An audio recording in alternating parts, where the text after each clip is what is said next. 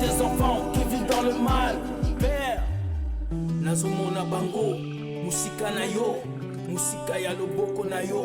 Tata, nazomona bango, kolela, mikolo nyoso, tina motema, nazomona bango. Hello, bonjour à tous ceux qui nous regardent dans le monde entier.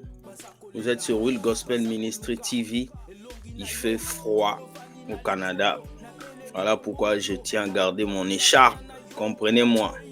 Nous les Canadiens ici, c'est froid. Donc c'est normal. Je bénis le Seigneur pour tous ceux qui nous regardent dans le monde entier. Vous êtes tellement nombreux à nous envoyer des messages que des fois je me pose la question. Je me dis, waouh, comment je vais faire pour répondre à toutes ces personnes? Mais que Dieu soit loué. Aujourd'hui, vous êtes dans votre émission Entre nous, décryptage. Nous venons toujours décrypter les vidéos que vous nous envoyez afin que nous puissions faire sortir quelque chose de meilleur. Et ces vidéos que nous décryptons peuvent être des vidéos de faux pasteurs comme de bons pasteurs, peuvent être des situations qui passent dans le monde, mais nous prenons toujours le temps pour venir parler de ça. Je vous ai apporté une série de vidéos que nous allons décrypter ensemble et j'espère que ça va vous faire du bien. Pour le moment, je vous dis générique.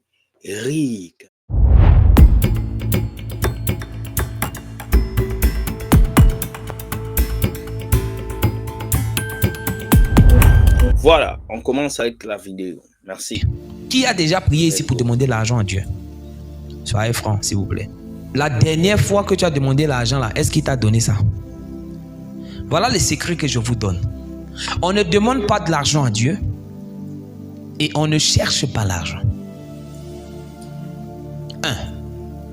Il est inadmissible que lorsque tu veux prier, tu dis Seigneur, s'il te plaît, j'ai trop de problèmes. J'ai besoin d'argent pour mon mariage, j'ai besoin d'argent pour mon voyage, j'ai besoin d'argent pour mes projets. Dieu ne va jamais t'exaucer. Qui comprend? Les personnes qui sont dans la secte, qui sont dans nos quartiers, qui ont des maisons en étage.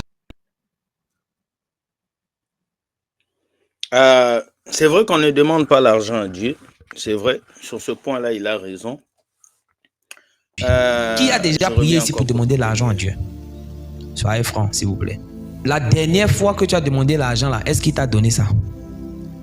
Voilà le secret que je vous donne. On ne demande pas de l'argent à Dieu et on ne cherche pas l'argent. C'est faux. On cherche l'argent, mais on ne demande pas l'argent à Dieu. On demande à Dieu des opportunités.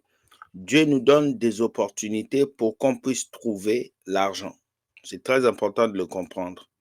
Ce n'est pas qu'on ne peut pas demander, comme on demande la santé, tout ça, parce que l'argent fait partie des choses physiques de ce monde et on travaille pour avoir l'argent.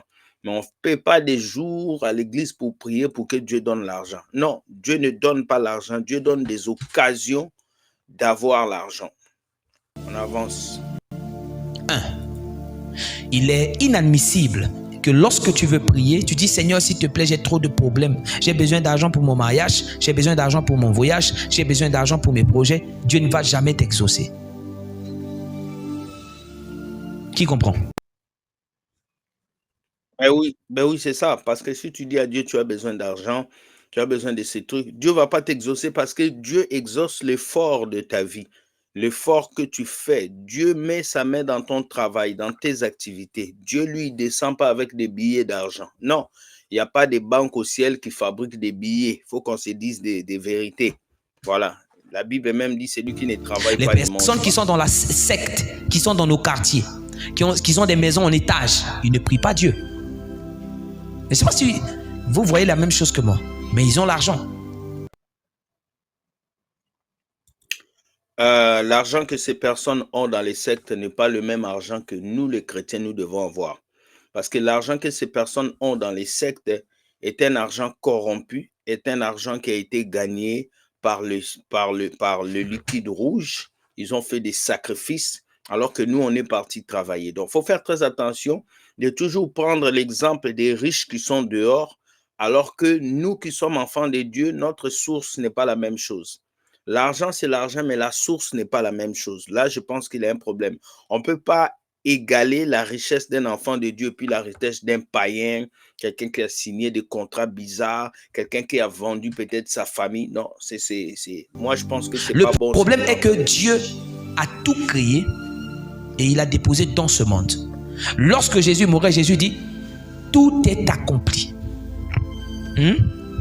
Toute chose que nous devrions avoir, c'est sur cette terre. Celui qui prie et qui demande... Amen. Amen. Toute chose que nous devrions avoir, c'est sur cette terre. Il y a des bases à laquelle il est en train de partir, je suis d'accord. Toute chose. J'ai dit une fois dans une vidéo, le jour où vous êtes né, Dieu a tout mis en vous. Tout. Il n'y a pas quelque chose que Dieu n'a pas mis en vous. Le mariage, le succès, l'élévation, la grâce, les gens que tu vas rencontrer. C'est comme un livre que Dieu a déjà écrit sur ta vie. Voilà pourquoi il dit toute chose concourt au bien de ceux qui aiment Dieu. Il y a une question des destins et des destinées. Et là, ce qu'il dit, c'est vrai. Beaucoup de gens pensent que pendant qu'il est sur la terre, son mariage n'est pas là. Tout est là sur la terre. Il n'y a rien qui est en haut là-bas que Dieu a gardé pour toi. Tout est déjà sur la terre. Maintenant, c'est à toi de déterminer la saison, les personnes et les moments où tu dois te présenter pour récupérer ce que Dieu a mis pour toi sur la terre. Se retrouvera en train de chercher de l'argent qu'il ne va jamais trouver. L'argent doit venir à nous. On ne prie pas pour avoir l'argent. Il faut connaître les principes de l'attraction afin d'attirer l'argent vers nous.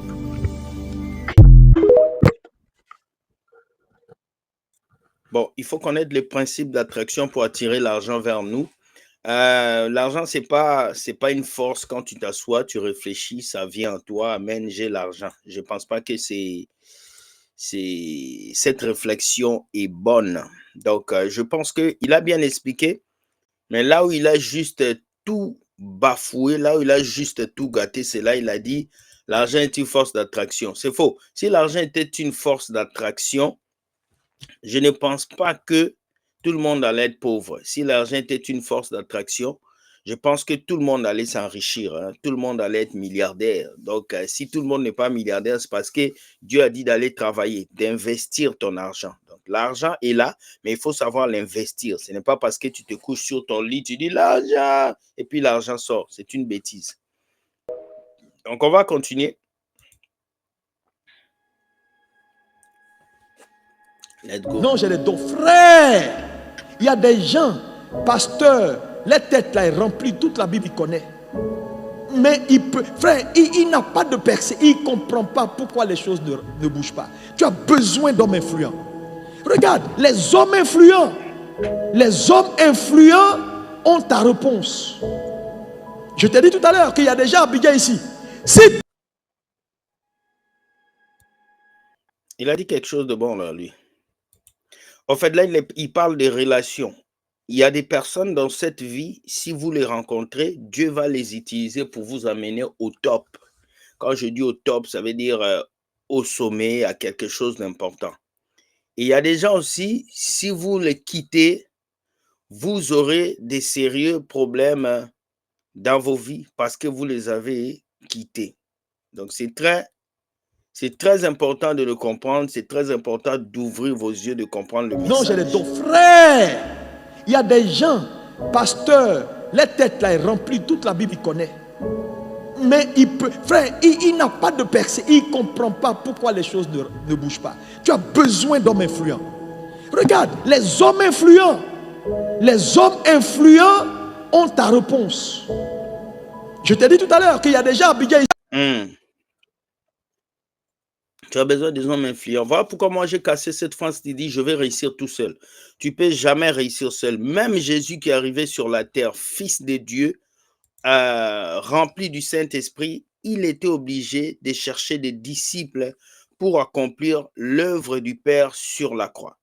Donc, tu ne peux pas te dire que moi, je vais réussir tout seul. C'est faux. Même moi, quand je travaille, quand je fais mes vidéos, il y a toute une équipe derrière. Il y a More Love, il y a la sœur Arlette, il y a la coach Cécile, il y a toute une équipe derrière moi. Là, nous allons commencer la conférence. J'ai presque 15 à 16 personnes qui travaillent derrière. Il y a le groupe de prière. Donc, pour vous dire que tu ne peux pas dire que tu vas réussir seul.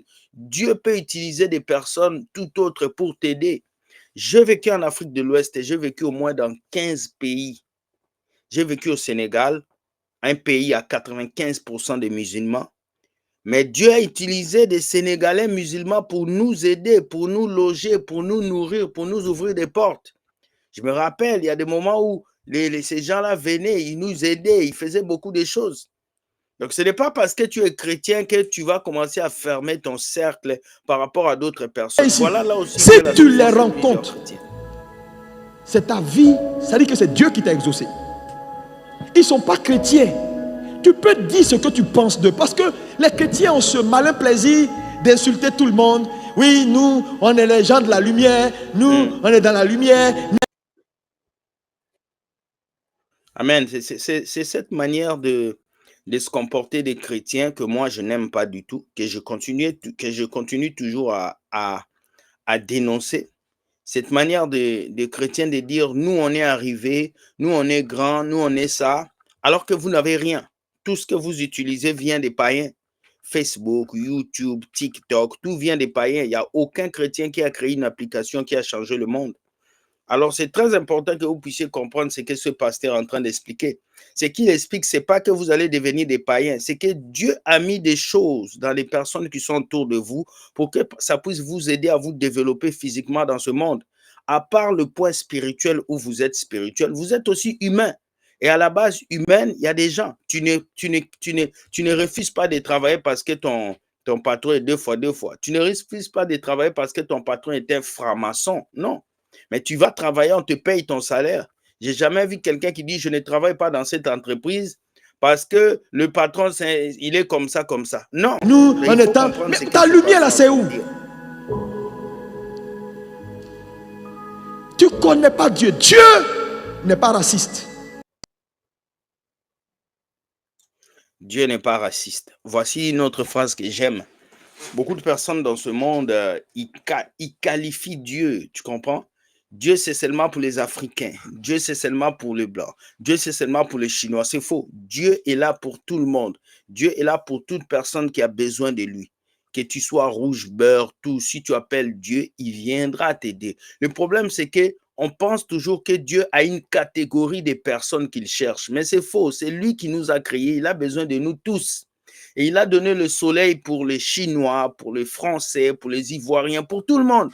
Donc, tu ne peux pas, toi, chrétien, te dire que Dieu est à toi. On ne peut pas s'approprier ces dieux et les autres, on les regarde comme des fumoirs, comme des personnes qui sont finies. Non, tu peux faire 10 ans dans la maison de Dieu, tu ne fais rien et Dieu prend quelqu'un en 1 an. Il accomplit ce que toi, tu n'as jamais fait. Les pharisiens étaient à l'église pendant des années, mais Jésus est arrivé pendant 3 ans. Il a bouleversé l'histoire de l'église plus que eux. Alors qu'eux, ils étaient à l'église, ils connaissaient la parole. Mais en 3 ans, il y a quelqu'un qui est arrivé qui a transformé les choses. Donc, il faut le comprendre. Il faut le comprendre. Les sacrificateurs versaient l'huile pour enlever le péché pour un petit temps. Mais quand Christ s'est donné à la croix, direct, il a fait quelque chose d'extraordinaire. Donc, chrétiens, ouvrez vos yeux. Ouvrez vos yeux en matière de business, en matière de relations. Vous devez avoir vos yeux ouverts, les amis. Ce n'est pas parce que quelqu'un ne prie pas qu'il ne peut pas avoir les opportunités pour vous. Dieu ne fait pas de discrimination. Si vous croyez que c'est avec vous seuls, vous les chrétiens, que Dieu travaille, échec et mat. Mais c'est clair, non? Joseph en prison avec les échantillons du roi. Les échantillons, c'était des Égyptiens, des idolâtres.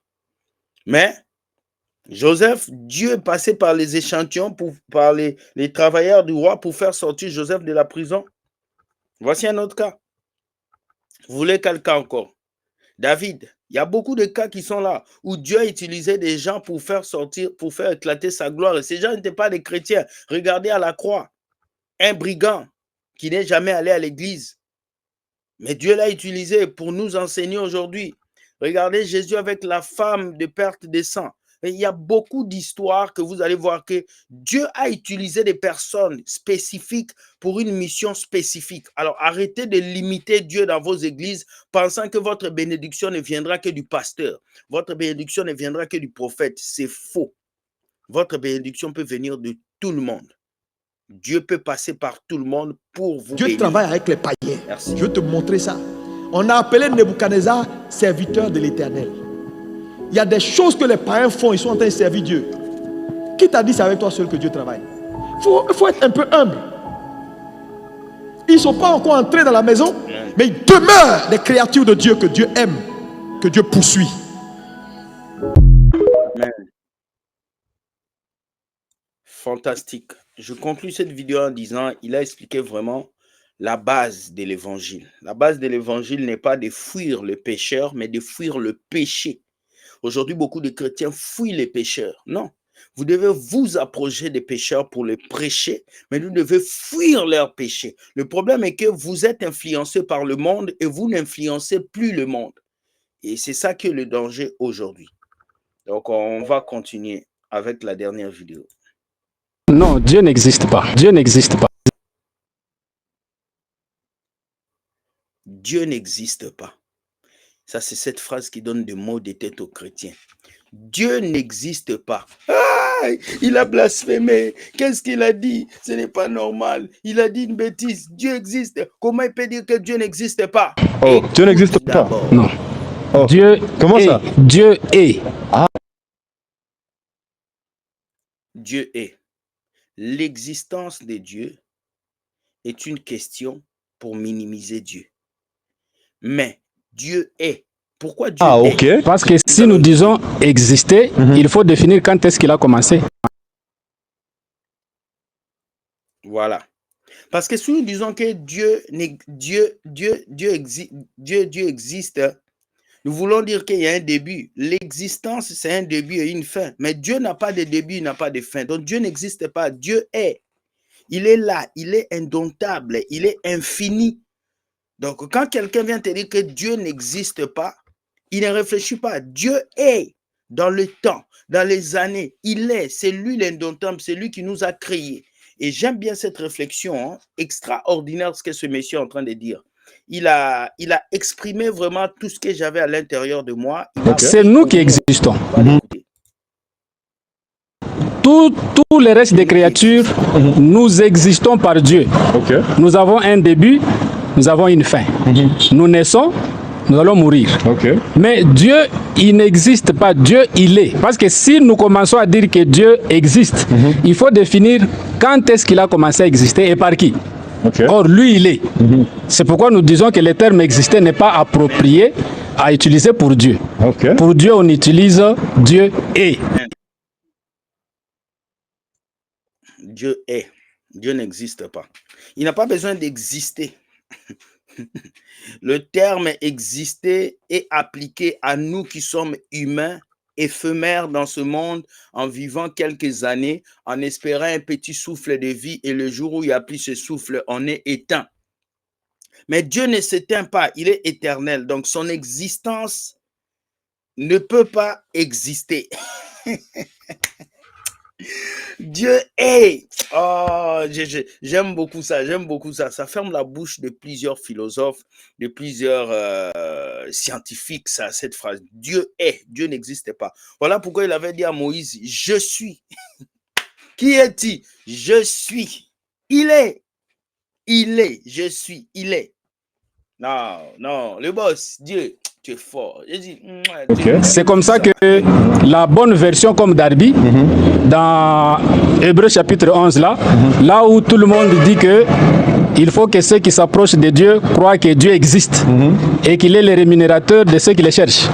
Darby lui traduit, dit, il faut que celui qui s'approche de Dieu croit que Dieu est. Voilà, voilà pourquoi tout ce qui est contextualisation des mots, c'est très important, surtout dans la Bible. Beaucoup de chrétiens n'arrivent pas à comprendre le contexte de mots et la contextualisation de mots. Donc, c'est très important de comprendre, de lire plusieurs versions de la Bible pour comprendre qu'est-ce que la Bible dit réellement. Voilà pourquoi je vous dis, la pureté de la parole de Dieu, le goût de la parole de Dieu ne se sent que si tu as lu beaucoup de versions bibliques et si tu laisses le Saint-Esprit te faire comprendre. Voilà pourquoi je vais vous dire, vous chrétiens, Allez dans les bibliothèques, cherchez des autres versions des Bibles. Lisez Darby, lisez Louis II, lisez La Bonne Nouvelle, lisez beaucoup de Bibles. Vous allez comprendre plusieurs versions des versets bibliques et demandez au Saint-Esprit de vous donner l'inspiration. Et qu'il est le rémunérateur de ceux qui les cherchent. Voilà pourquoi Jésus dit que avant que votre père Abraham soit, moi je suis. Parce qu'il est. Dieu est. Il n'a pas d'existence et il n'a pas de fin. Amen. On finit avec cette vidéo. Dieu est. C'est fort. Dites-moi ce que vous pensez de ces 3 vidéos. La première qui parlait de l'argent. La deuxième où nous avons besoin de personnes influentes. Et la troisième, Dieu n'existe pas, Dieu est. Expliquez-nous par commentaire. Soyez vraiment, comme j'ai dit,